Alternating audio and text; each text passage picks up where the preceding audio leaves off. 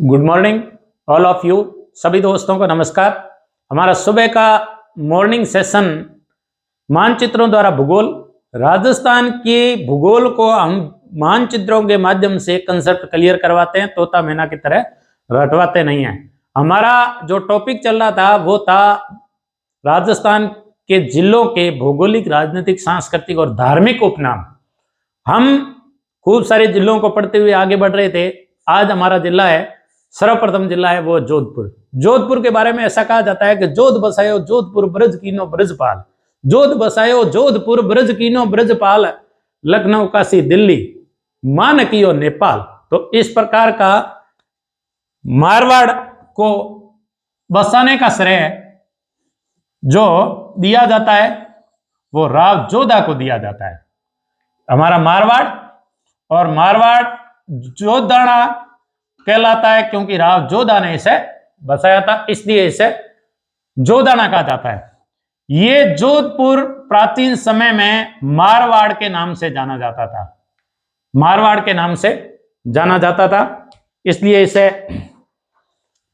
मरुवार भी कहा जाता था, मरुवार भी कहा जाता था। ये अपना मरुस्थल है।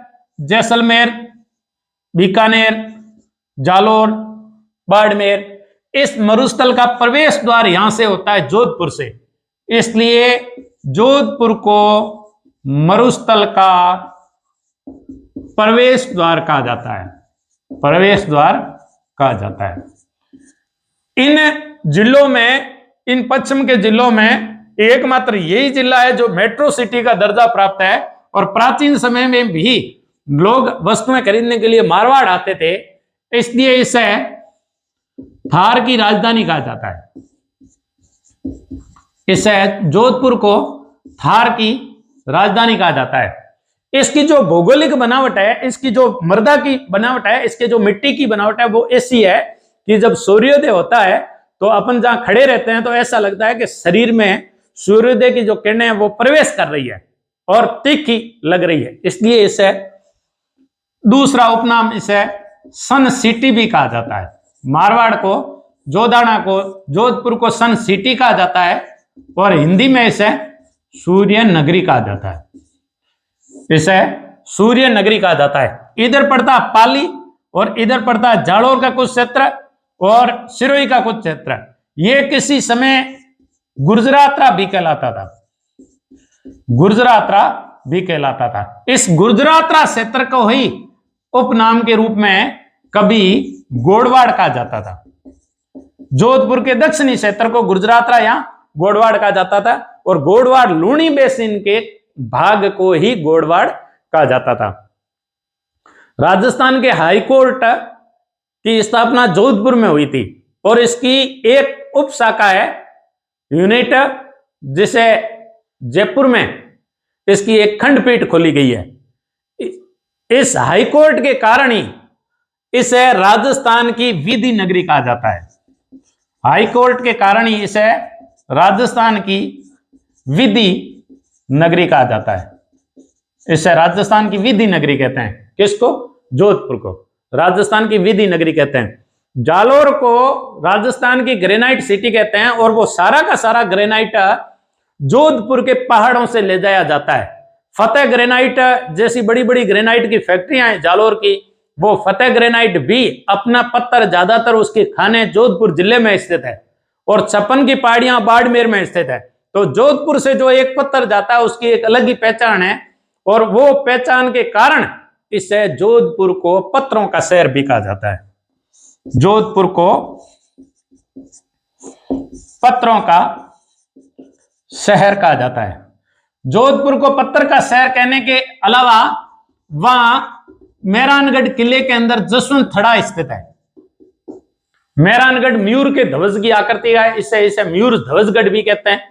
और मेहरानगढ़ किले के पास में जसवंत थड़ा है, जिसे राजस्थान का ताजमहल कहा जाता है, जिसे राजस्थान का ताजमहल कहा जाता है, ताजमहल कहा जाता है। जैसे मेवाड़ का ताजमहल, मेवाड़ का ताजमहल, जैसे मेवाड़ का ताजमहल जगत कहलाता है, जगत कहलाता है। ऐसे ही जसवंतगढ़ राजस्थान का ताजमहल कहा जाता है, पत्थरों का शहर कहा जाता है, मरुस्थल का प्रवेश द्वार कहा जाता है, रेगिस्तान का केंद्र कहा जाता है, क्योंकि ये रेगिस्तान के केंद्र में स्थित होने के कारण इसे रेगिस्तान का केंद्र कहा जाता है। थार की राजधानी कहा जाता है। इसका जो कलर है वो ब्लू है, नीला कलर है, इसलिए जोधपुर शहर को इंग्लिश में ब्लू सिटी या इसे नीला शहर कहा जाता है, नीला शहर कहा जाता है। जसवंतगढ़ को राजस्थान का ताजमहल कहा जाता है। इसे आया हुआ है कि उसने जसवंतगढ़ की जसवंत सिंह जी द्वितीय हुए थे, महाराजा जसवंत सिंह द्वितीय हुए थे, इनकी याद में इनके बेटे ने सरदार सिंह ने बनवाया था जसवंतगढ़, सरदार सिंह ने। वर्तमान में जसवंतगढ़ मारवाड़ के राजघराने का शमशान घाट है। तो इस प्रकार कालांतर में जसवंतगढ़ शमशान घाट के रूप में भी प्रयोग किया जाने लगा। तो इस प्रकार ये हमारा जोधपुर है। जोधपुर के बाद में हम आते हैं थोड़ा नीचे दक्षिण की तरफ चलते हैं। पाली, जिसे पालिका कहा जाता है, पाली को पालिका कहा जाता है। पाली को रंगाई सफाई उद्योग की नगरी कहा जाता है। सबसे ज्यादा राजस्थान में कपड़े की जो रंगाई सफाई होती है वो बालोतरा और पाली के अंदर होती है। लूनी नदी नागपाड़ अजमेर से निकल करके पाली के पेटे से होकर के गुजरती है और उसमें इतना कपड़ा साफ सफाई में काम में लिया जाता है कि उसके सारे कलर से पूरा भूमिगत जल है वो रंगीन हो गया।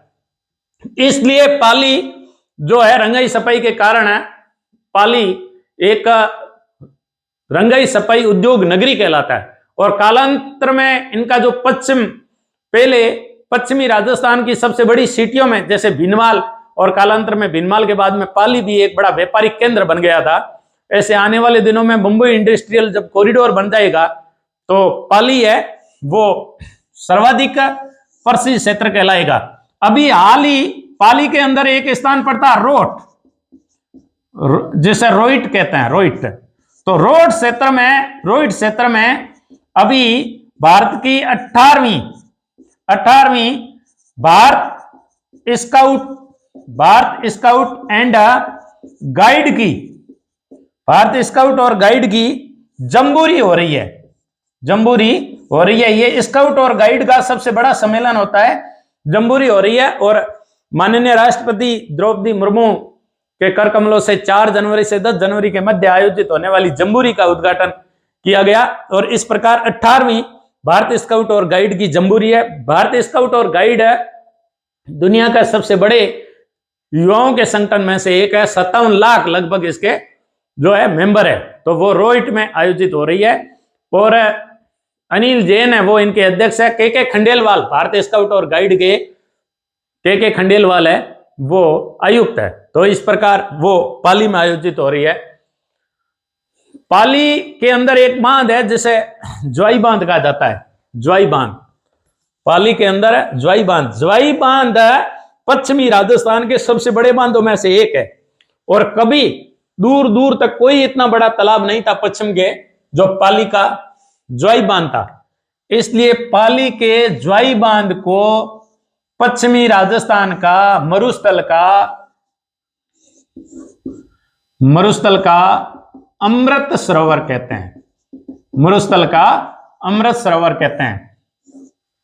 इसी जवाई बांध के किनारे एरिनपुरा छावनी स्थापित की गई थी। जोधपुर लीजियन रहती थी इस जवाई बांध के किनारे, जिनका 1857 की जो स्वतंत्रता संग्राम था, क्रांति थी, उस क्रांति में जो नारा दिया मारो फिरंगी चलो दिल्ली मारो फिरंगी का जो नारा है वो एरिनपुरा की छावनी से दिया था और वो इसी ज्वाई बांध के किनारे स्थापित की गई थी।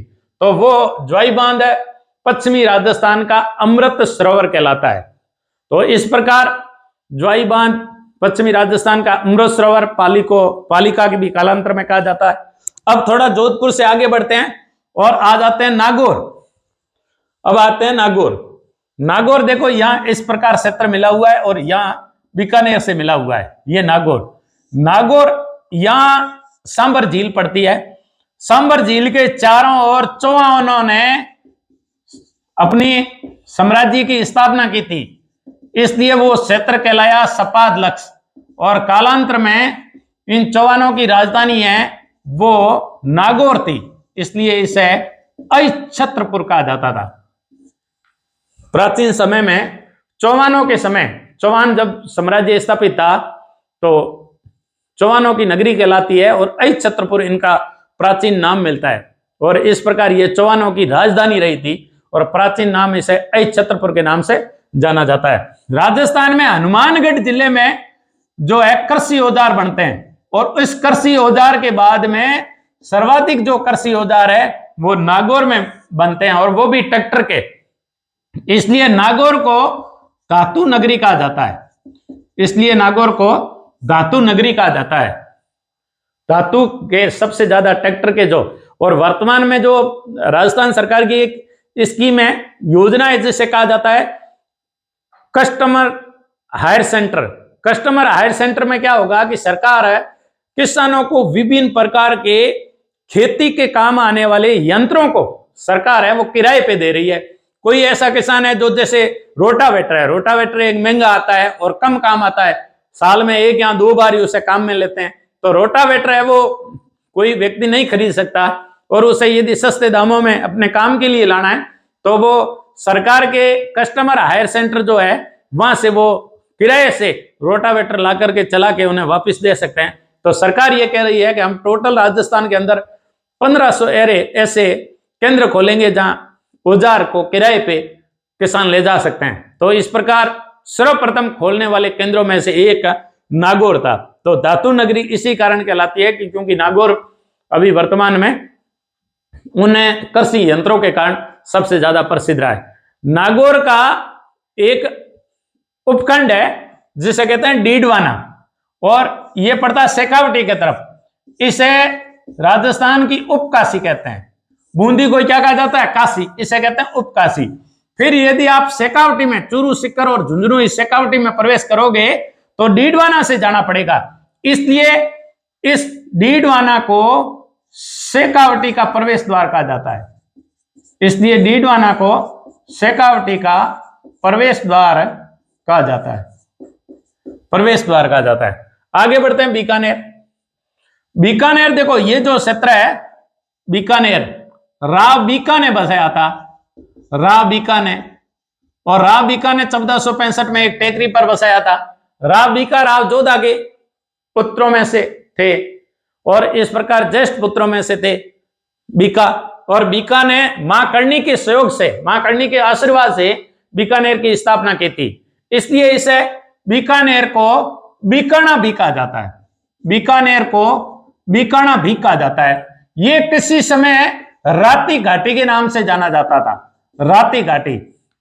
यह जो नागौर का अक्षत्रपुर क्षेत्र है, अक्षत्रपुर होते हुए दिल्ली मार्ग जाता था और एक मार्ग मुल्तान से आता था, मुल्तान से आता था और यहां खूब सारे दौरे थे। इन दौरों के बीच में गांव बसे होने के कारण छोटे छोटे कबीले थे।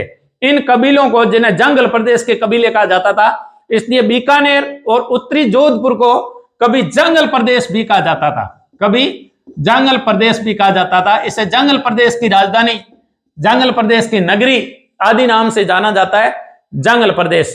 और इस जंगल प्रदेश के कबीलों को जीता था राव बीका ने और छोटे छोटे कबीलों को जीत करके कालांतर में उसे राती घाटी भी कहा जाता था। तो इस प्रकार इसे राती घाटी के अंदर ही राव बीका ने बीकानेर बसाया था। और ये रसगुल्लों के लिए प्रसिद्ध है, रसगुल्लों के लिए प्रसिद्ध है। जब नाम आ जाए रसगुल्लों के तो मुंह में पानी भरना स्वाभाविक है। और उन मीठों के साथ में यदि अटपटा चटपटा हो तो नमकीन होता है। तो बीकानेरी भुजिया और रसगुल्लों के लिए, यदि भुजिया नगरी कह दिया जाए, रसगुल्लों की नगरी कह दिया जाए, इसलिए इसे बीकानेर को भुजिया नगरी भी कहा जाता है। भुजिया नगरी, नमकीन नगरी, रसगुल्लों की नगरी, राती घाटी, बीकानो। और बीकानेर को सबसे ज्यादा हर प्रत्येक घर के अंदर महिलाएं आपको ऊन काटती हुई मिल जाएगी। उस ऊन काटने के कारण इसे ऊन का घर कहा जाता है। बीकानेर को ऊन का घर कहा जाता है, ऊन के कारण इसे ऊन का घर कहा जाता है, ऊन का घर। इसे ऊन मंडी भी कहा जाता है, ऊन मंडी कहा जाता है। राजस्थान में सर्वाधिक ऊन उत्पादन करता है जोधपुर। लेकिन ऊन का जो विश्लेषण और संश्लेषण होता है वो बीकानेर में सबसे ज्यादा होता है। कताई का कार्य सबसे ज्यादा बीकानेर में होता है और प्राचीन समय से होता है। जोधपुर अभी वर्तमान में मारवाड़ी भेड़ें सर्वाधिक रखने के कारण, जो उनकी नस्लें ज्यादा होने के कारण और भेड़ें ज्यादा होने के कारण वो भेड़ उत्पादन में जोधपुर प्रथम स्थान पर है। लेकिन इससे पहले बीकानेर के अंदर ही सारा ऊन का कार्य होता था। आज भी बीकानेर की जेलों के अंदर जो नमदे बनते हैं, जो प्राचीन समय के जो कारखाना लगा हुआ है, महाराजा गंगा सिंह के समय कैदियों को विभिन्न प्रकार के कौशल में जो है, और कैदी किसी भी प्रकार से अपने परिवार को मदद दे सकें व्यवसाय के रूप में, इस प्रकार का स्थापित है। आजादी से पहले भी किया हुआ है। तो इस प्रकार ऊन के नबदे बनाने के कंबले जो बीकानेर की जेल में बनती थी, ये एक उदाहरण दिया जाता था। इस प्रकार ये मरु त्रिकोण में आता है। जोधपुर, जैसलमेर और बीकानेर ये मरु त्रिकोण के अंदर आता है। यहां सर्वाधिक ऊंट पाए जाते हैं, इसलिए इसे ऊंटों की नगरी कहा जाता है। तो इस प्रकार मरु त्रिकोण, ऊंटों की नगरी, ऊन का घर, इसे राती घाटी, इसे ये उस्ता और मथेरन कला के कारण है, इसे मथेरन नगरी, उस्ता कला नगरी इन नामों से भी जाना जाता है। और अग्नि नृत्य की नगरी कहा जाता है। इसे जसनाती संप्रदाय के कारण है, इसे अग्नि नृत्य की नगरी भी कहा जाता है। अग्नि नृत्य की नगरी कहा जाता है। देखो बीकानेर के अंदर जसनाती संप्रदाय है जो अग्नि नृत्य के लिए जाना जाता है, जसनाथ जी, तो इसलिए इसे अग्नि नृत्य की नगरी। अच्छा, ये ऊंटों की खाल पर विभिन्न प्रकार के जो है चित्र उकेरते हैं, इसलिए ये उस्ता कला नगरी कहलाती है। और विभिन्न मंदिरों के पीछे भगवान के चित्र बनाते हैं और किसी भी ऐसे पर्दे पर लगाए हुए उनकी रास लीलाओं के, उसे मथेरन कला कहा जाता है।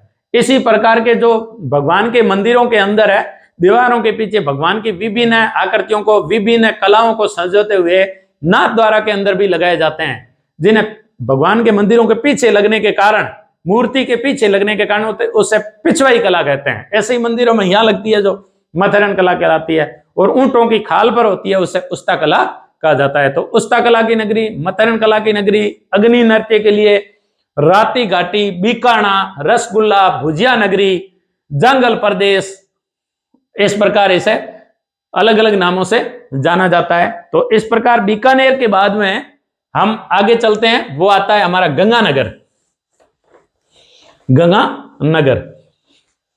गंगानगर की तरफ आगे बढ़ते हैं। और देखो गंगानगर राजस्थान के सबसे उत्तर में स्थित है। ये हमारा राजस्थान, बिल्कुल आपको रटना नहीं है, एकदम मैप की भांति जिलों के मैप के साथ में समझना है, तोता मैना की तरह रटना नहीं है। यहां ये पड़ता है गंगानगर।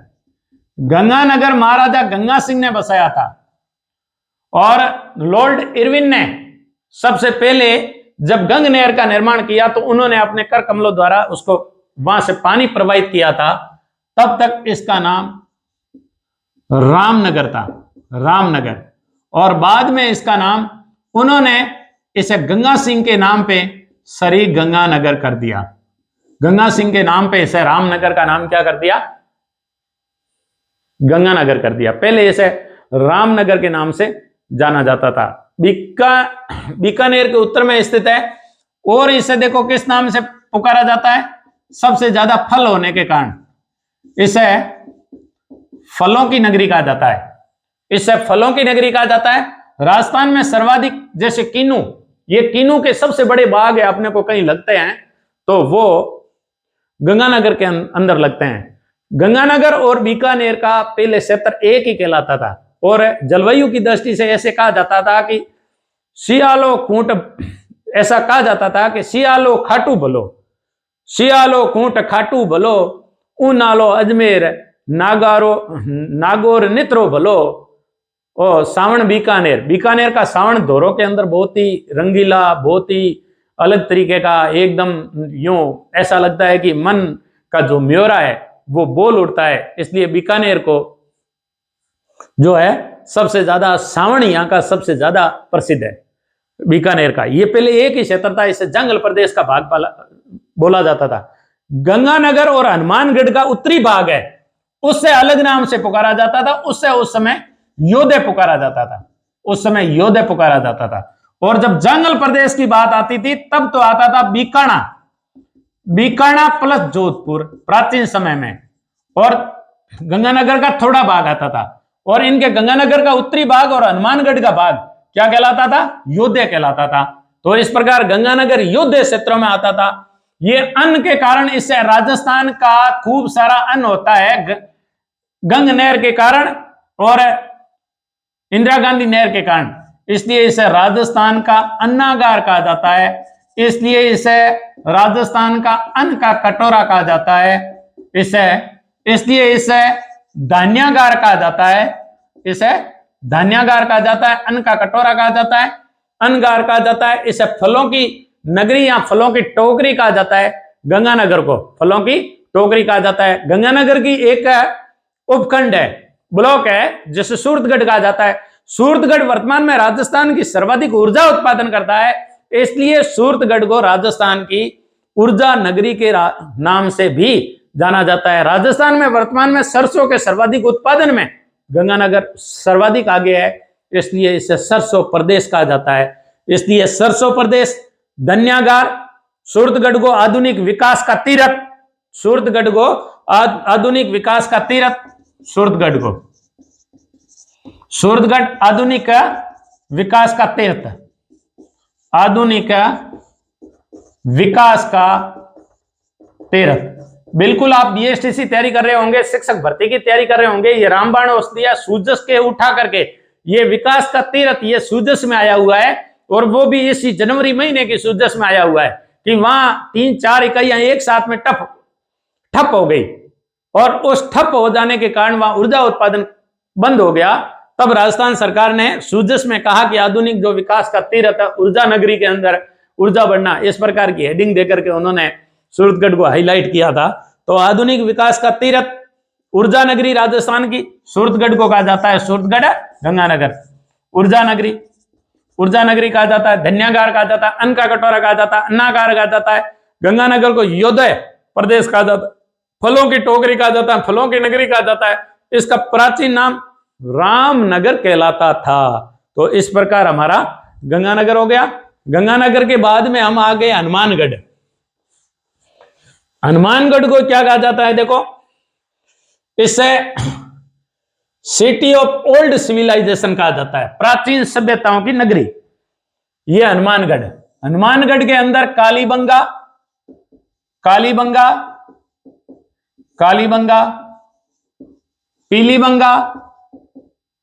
पीलीबंगा, इस प्रकार यहां क्या है? प्राचीन सभ्यताओं के केंद्र है, इसलिए इसे सिटी ऑफ ओल्ड सिविलाइजेशन कहा जाता है। क्या कहा जाता है? सिटी ऑफ ओल्ड सिविलाइजेशन, प्राचीन सभ्यताओं की नगरी कहा जाता है, प्राचीन सभ्यताओं की नगरी कहा जाता है। विश्व में सर्वप्रथम जुते हुए खेत के साक्ष्य हनुमानगढ़ में मिले थे, इसलिए यदि ऐसा कहा दिया जाए कि विश्व की प्रथम जुती हुई नगरी, प्रथम जुता हुआ जिला, प्रथम जुती हुई जमीन, ऐसे कहते हैं, प्रथम जोती हुई, या हिंदी कहते हैं जुती हुई भूमि, प्रथम जुती हुई भूमि, बोई गई भूमि, प्रथम बोई गई भूमि। और वो साक्ष्य मिले हमें कालीबंगा में। कालीबंगा ओल्ड सिविलाइजेशन है, इसके कारण कालीबंगा प्रसिद्ध है। और गोगा जी का सबसे बड़ा सांप्रदायिक मेला पड़ता है। पाबू अड़वू रामदेव गोगा जी, जहां पांचों पीर पदार जो कावत प्रसिद्ध है, उन पांचों पीरों में से एक पीर है, वो है गोगा जी। और गोगा जी का गोगा मेड़ी प्रसिद्ध है गोगा जी के मेले के लिए, और जिसे सांप्रदायिक सद्भावना की भूमि कहा जाता है, सांप्रदायिक सद्भावना की भूमि कहा जाता है, भावना की भूमि कहा जाता है। प्राचीन समय में भटनेर के कारण इसे भटनेर भी कहा जाता था। गंगानगर को, सॉरी हनुमानगढ़ को, ये हनुमानगढ़ को, भटनेर को मंगलवार के दिन गंगानगर बीकानेर के महाराजा सूरज सिंह ने मंगलवार के दिन जीता था, इसलिए मंगलवार के दिन जीतने के कारण इसका नाम रख दिया हनुमानगढ़, भटनेर का नाम। पहले ये इसे भटनेर कहते थे। इस प्रकार भटनेर, हनुमानगढ़, सांप्रदायिक सद्भावना की भूमि गोगामेड़ी, और नागौर के बाद में सर्वाधिक हनुमानगढ़ के अंदर औजार बनाए जाते हैं। गोगामेड़ी है जो सांप्रदायिक सद्भावना की भूमि है, और साथ में जब गोगा जी लड़ते हुए चूरू के अंदर गोगा जी जन्मे थे, और चूरू में जन्मे थे ददरेवा में वो बड़े हुए, तब महमूद गजनी से उन्होंने युद्ध किया गायों की रक्षा, तो वहां तो उनका शीश वहां गिर गया, तब वो कहलाया शीर्ष मेड़ी, लेकिन उसका शरीर का अलग धड़ है वो आकर के गोगा मेड़ी गिरा था, इसलिए उसे धूर मेड़ी कहा जाता है, इसलिए उसे धूर मेड़ी कहा जाता है, धूर मेड़ी कहा जाता है। तो इस प्रकार धूर मेड़ी कहा जाता है वो गोगा मेड़ी को, और जुती हुई भूमि के प्रथम साक्ष्य मिले वो हनुमानगढ़, बोई गई भूमि हनुमानगढ़, और city of old civilisation Hanumangarh, क्योंकि पीलीमंगा, कालीमंगा, गोगामेड़ी सांप्रदायिक सद्भावना की भूमि है। भटनेर को इसे भटनेर की भूमि कहा जाता था क्योंकि ये महाराजा सूरत सिंह बीकानेर वालों ने मंगलवार के दिन जीता था, इसलिए उसे कहा जाता है। आगे बढ़ते हैं और आगे देखते हैं। देखो हम वापस क्लॉकवाइज चलने लग गए हैं, और क्लॉकवाइज में जब हम चले तो हनुमानगढ़ का पड़ोसी जिला है ऐसे चूरू सबसे कम वर्षा वाला क्षेत्र कहलाता है। तो चूरू की जब बात आ जाए तो सबसे कम वर्षा वाला क्षेत्र चूरू कम वर्षा की भूमि, कम वर्षा की भूमि कह दें इसे,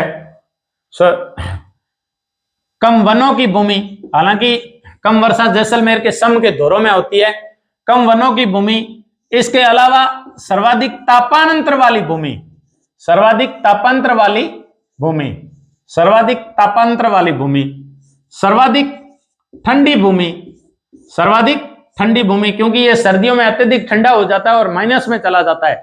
फतेहगढ़ जैसा क्षेत्र है वो माइनस में चला जाता है और सबसे ज्यादा ठंडा हो जाता है। और गर्मियों के दिनों में मई जून में सबसे ज्यादा गर्म होता है, इसलिए राजस्थान का सर्वाधिक गर्म जिला, राजस्थान का सर्वाधिक ठंडा जिला, राजस्थान का सर्वाधिक तापांतर वाला जिला, और राजस्थान का सर्वाधिक कम न्यूनतम वनों वाला जिला, वो जो जिला है वो है चूरू। तो इस प्रकार इसे प्राचीन समय में कालेराबास भी कहा जाता था।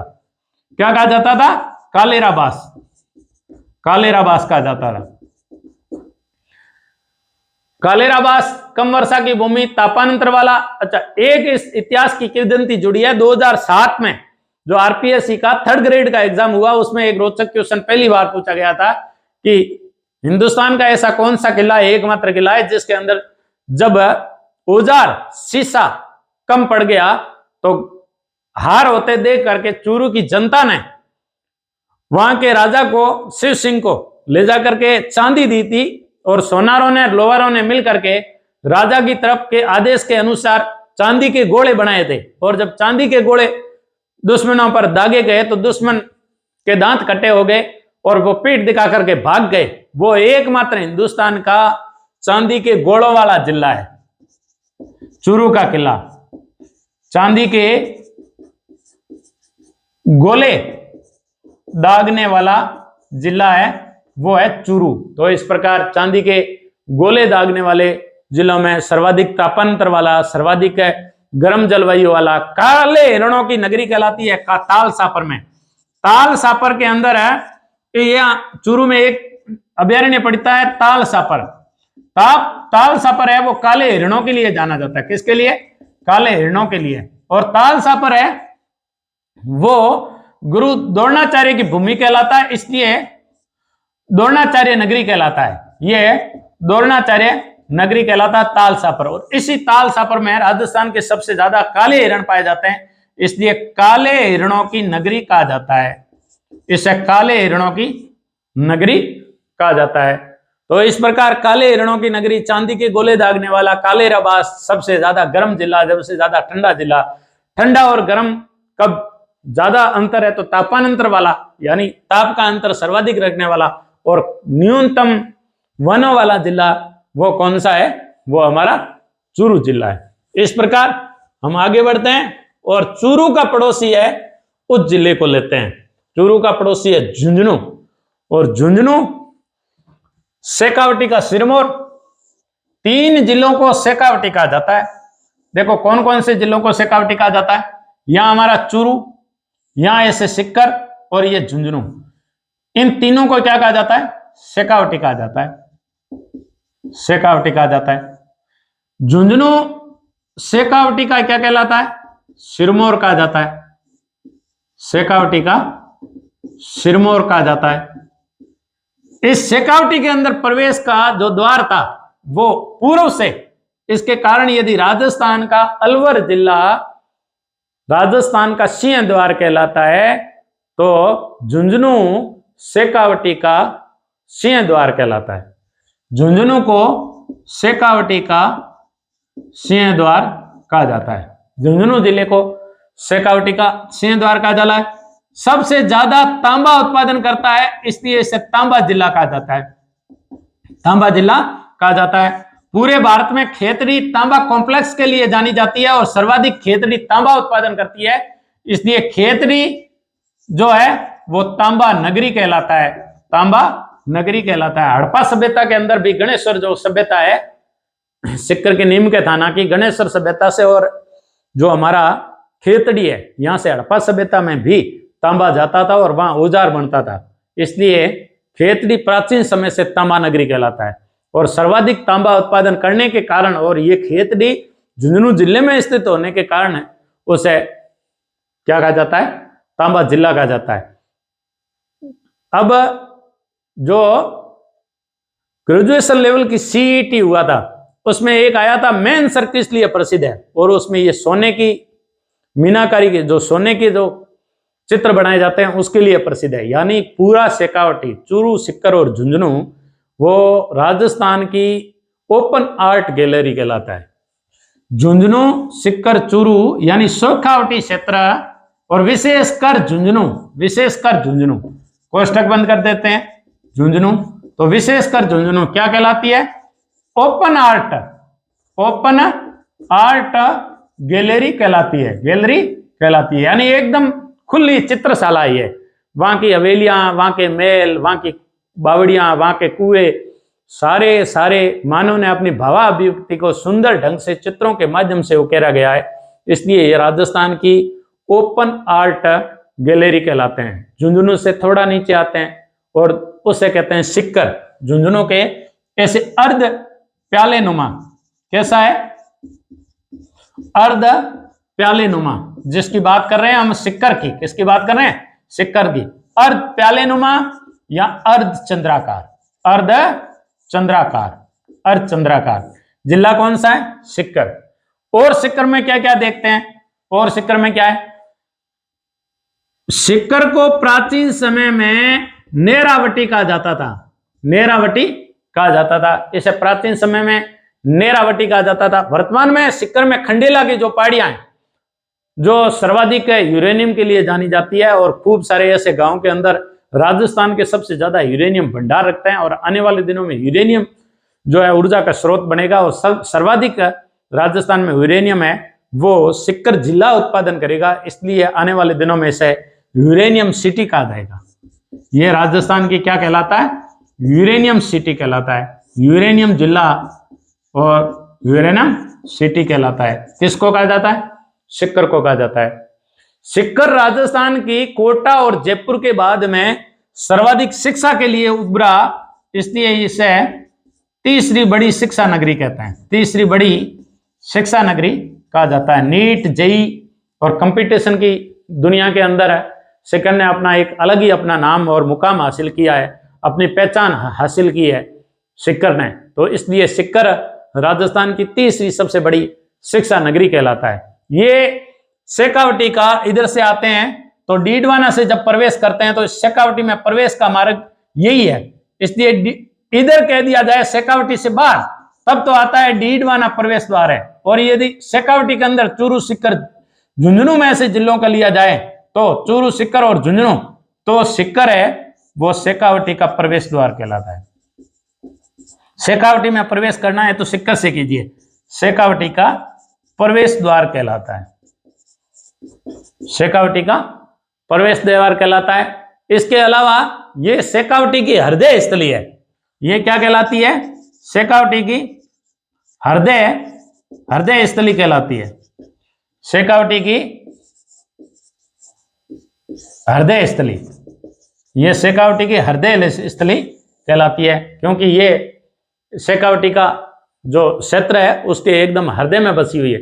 शेखावटी की हृदय स्थली, शेखावटी का प्रवेश द्वार, शेखावटी की तीसरी शिक्षा नगरी, अर्धचंद्र प्याले के समान यूरेनियम सिटी, इसे वीरबान का बास, वीरबान ने बसाया, वीरबान का बास और नेरावटी आदि नामों से भी जाना जाता है।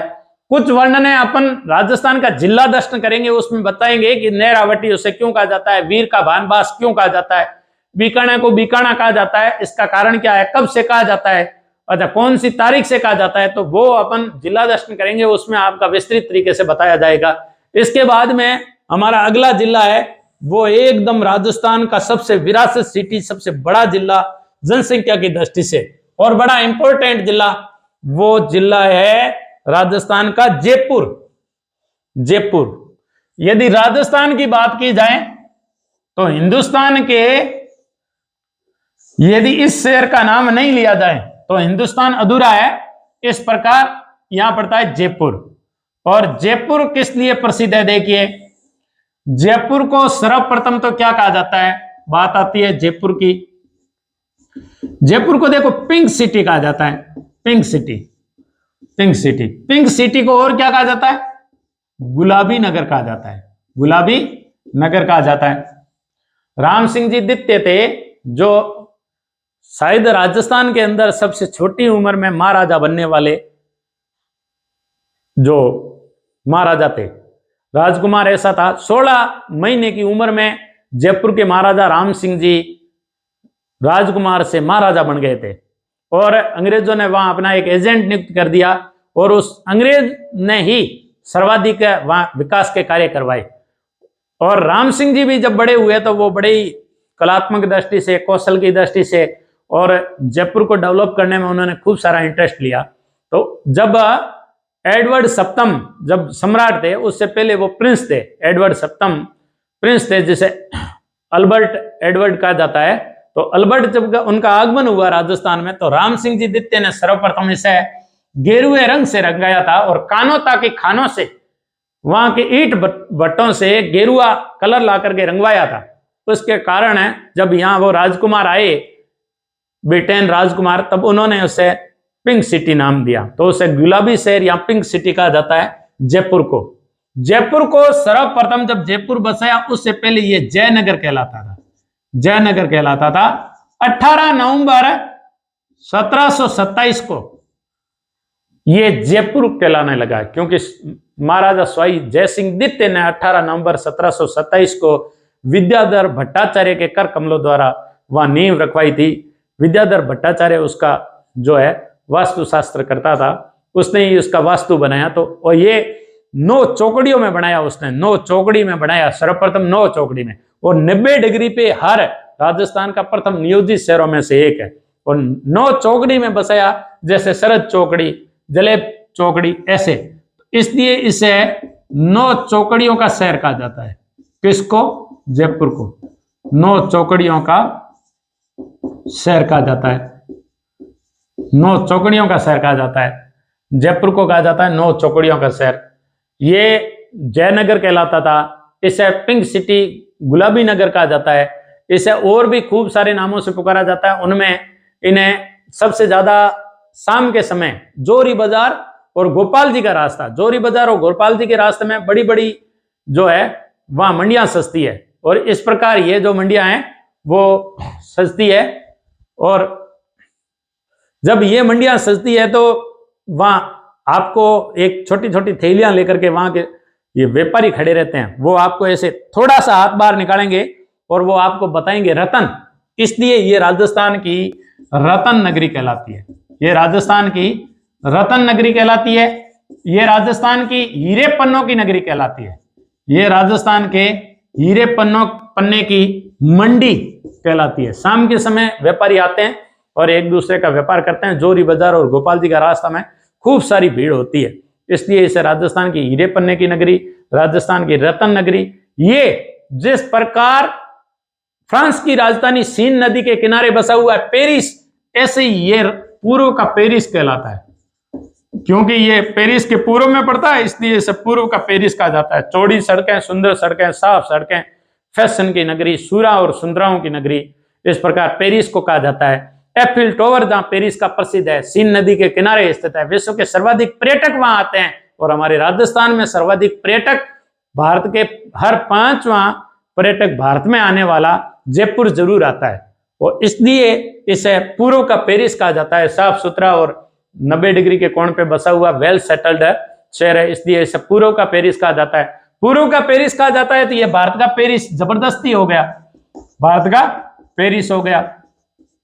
इसे भारत का पेरिस कहा जाता है। सीवी रमन थे वैज्ञानिक, सीवी रमन, इन्होंने उसे वैभव का शहर कहा था। इसे वैभव का शहर कहा था। सीवी रमन ने इसे वैभव का शहर कहा था। इसे सिटी ऑफ ग्लोरी कहा जाता है। वैभव का शहर है जिसे सिटी ऑफ ग्लोरी कहा जाता है और इसे राजस्थान की विधानसभा स्थित है, इसलिए राजस्थान की कानून नगरी, कानून निर्माण का त्राण नगरी भी कहते हैं।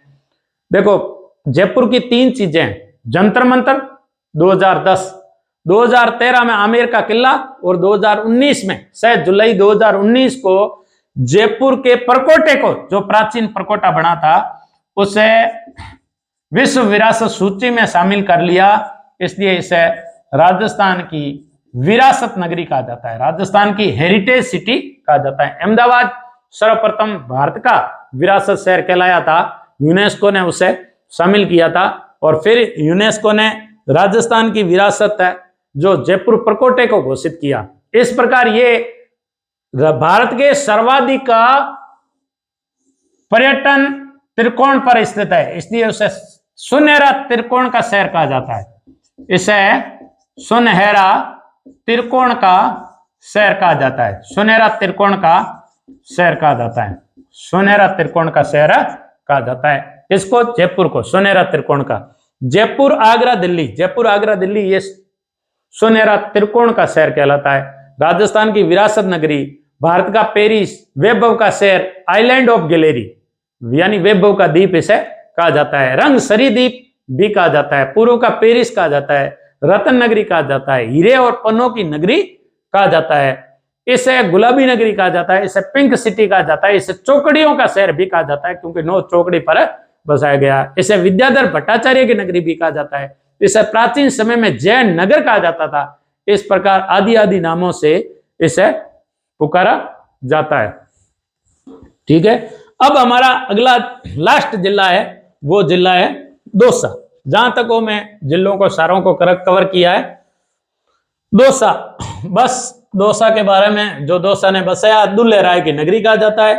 दुल्हे राय ने कस्बा वंश की स्थापना सर्वप्रथम दौसा में की थी, इसलिए दौसा को यहां पड़ता है जयपुर। जयपुर का पड़ोसी है हमारा दौसा। दौसा को क्या कहा जाता है? दौसा को कहा जाता है वो है दुल्हे राय की नगरी। दुल्हे राय की नगरी, इसे सर्वप्रथम कछवाओं की राजधानी कहा जाता है। कछवाओं की प्राचीन राजधानी कहा जाता है। कहीं कहीं इसका नाम खो भी आता है। इस प्रकार दौसा को दुल्हे राय की नगरी, कछवाओं की नगरी, खो आदि आदि नामों से जाना जाता है। सुबह 7:15 बजे डेली हमारा ज्योग्राफी का बड़ा एपिसोड आएगा, इसलिए 7:15 बजे सभी मित्रों को जिन्होंने शो किया उनका बहुत बहुत धन्यवाद। सब्सक्राइब, लाइक और शेयर करना है। जय हिंद, जय भारत।